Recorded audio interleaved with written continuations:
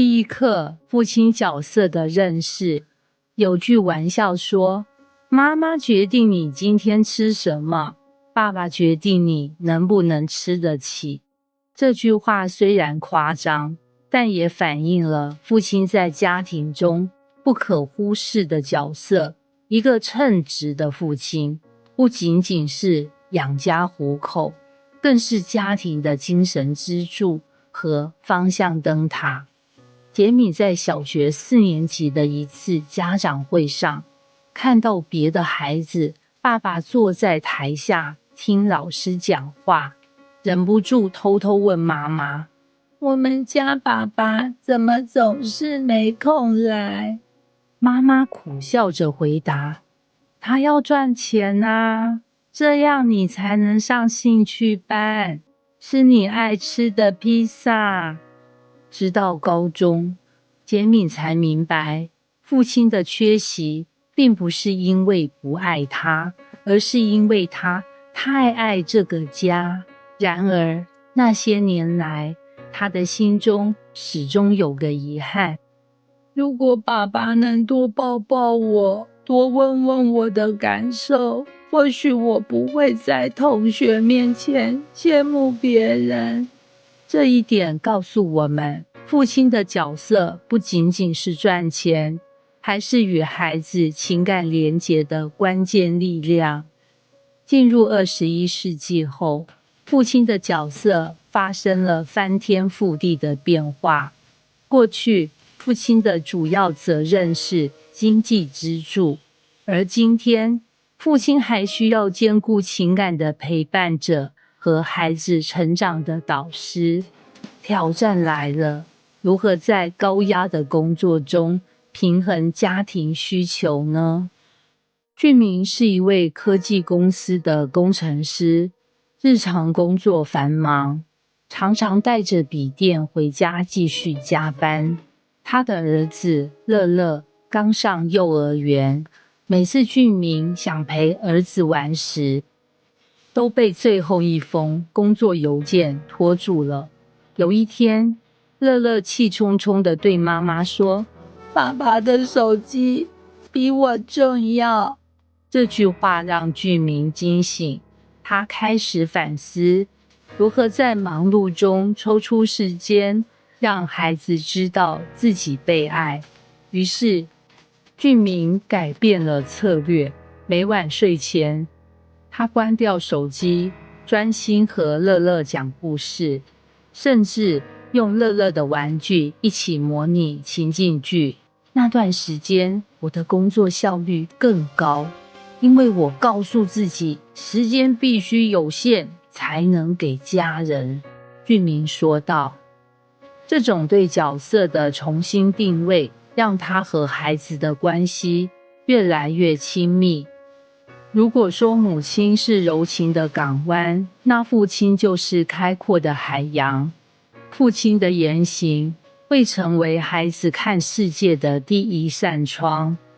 资诚是一位单亲父亲，他的女儿小薇从小内向敏感，害怕与人交往。资诚工作忙碌，但他始终坚持每周带小薇去参加社区的义工活动。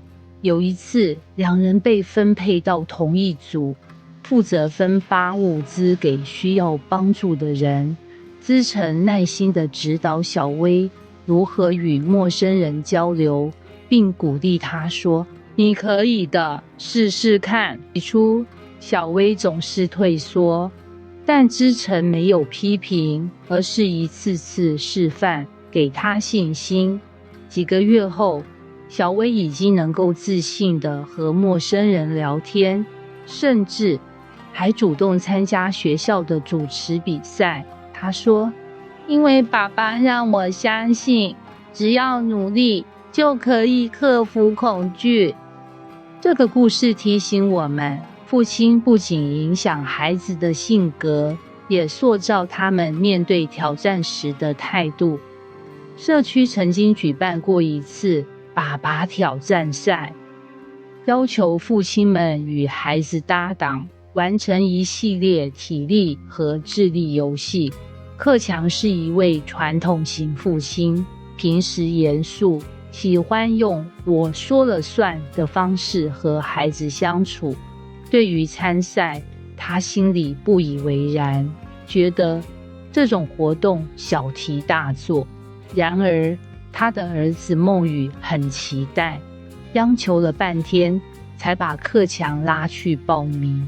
比赛当天，克强开始还是一脸这有什么好难的表情，但当他们进行到需要合作通过绳索关卡时，却卡住了。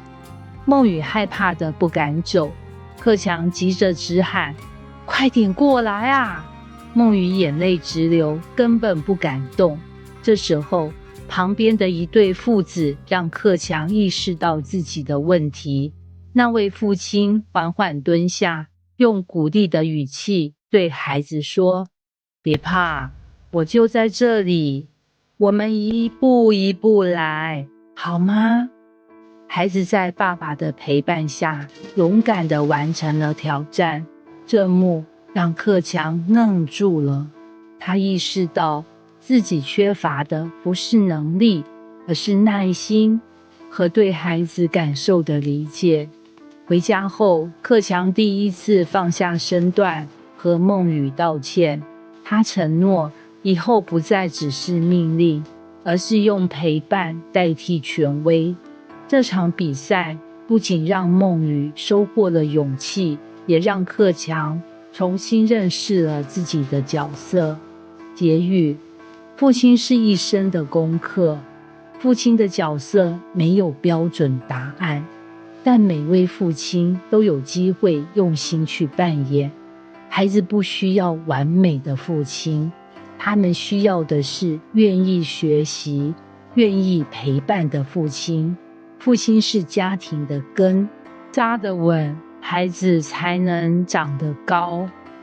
成为一个称职的父亲，不仅是为了孩子，也是在为自己的成长注入动力。当你用心，爱会开花结果；当你努力，孩子会看到并学习。